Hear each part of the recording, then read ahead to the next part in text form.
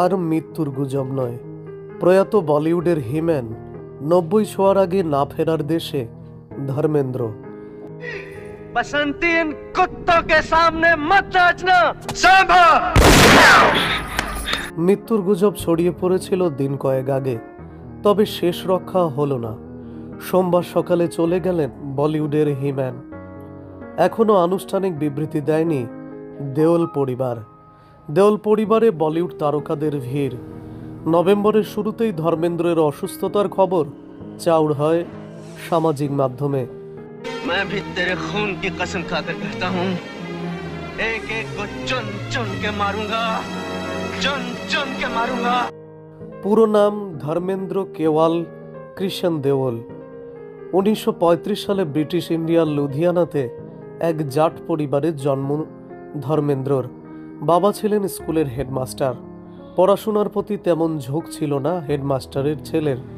দিলীপ কুমার ও মতিলালের অভিনয় দেখে স্বপ্ন দেখতেন রূপলী পর্দার নায়ক হওয়ার। কৈশোরেই ধর্মেন্দ্রের রূপ ছিল দেখবার মতো। সুদর্শন পুরুষ ছিলেন তিনি। তা সত্ত্বেও আর্থিক অনটনের জেরে মাঠে ঘাটে কাজ করেছেন ধর্মেন্দ্র। 1958 সালে ফিল্মফেয়ারের ট্যালেন্ট হান্ট কম্পিটিশনে অংশগ্রহণের জন্য চিঠি পাঠান ধর্মেন্দ্র। সেই চিঠি ভাগ্য ফেরায় তার। মুম্বাই থেকে ডাক আসে। সুদর্শন সুপুরুষ ধর্মেন্দ্রের ভাগ্য তাকে নিয়ে আসে মায়ানগরী মুম্বাইতে।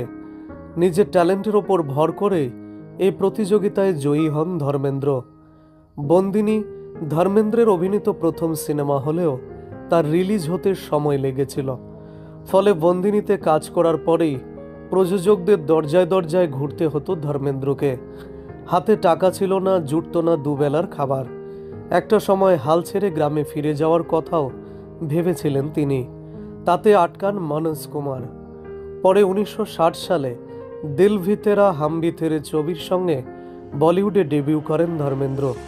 যদিও ছবিটি বক্স অফিসে ব্যর্থ হয়, পরবর্তীতে সোলা আর শবনম ছবিটি সাফল্যের মুখ দেখে।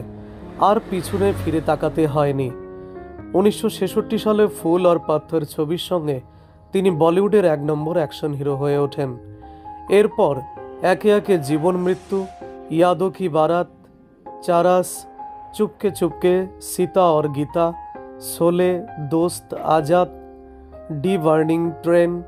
ধর্মেন্দ্রর ফিল্মগ্রাফিতে ব্লকবাস্টার ছবির সংখ্যা অগণিত। রাজনীতির ময়দান থেকেও দূরে থাকেননি বলিউডের এই হিম্যান। 2004 সালে ভারতীয় জনতা পার্টির টিকিটে রাজস্থানের বিকানির থেকে নির্বাচনে যেতেন। দেওলদের নিজস্ব প্রোডাকশন হাউসের ছাতায় 2 ছেলে সানি ও ববির সঙ্গে আপনে, ইয়ামলা পাগলা দিওয়ানার মতো ছবি করেছেন ধর্মেন্দ্র। লাইট ক্যামেরা অ্যাকশনের প্রতি তার ভালোবাসা অটুট ছিল শেষ দিন পর্যন্ত। কারণ করণ জোহর পরিচালিত রকি ও রানী কি প্রেম কাহানি ছবিতে 87 বছর বয়সেও নজর কেড়েছিলেন। শ্রীরাম রাঘবনের 21 ছবিতে শেষবার পর্দায় দেখা যাবে তাকে। 25শে ডিসেম্বর মুক্তি পাবে সম্ভবত এই ছবিটি।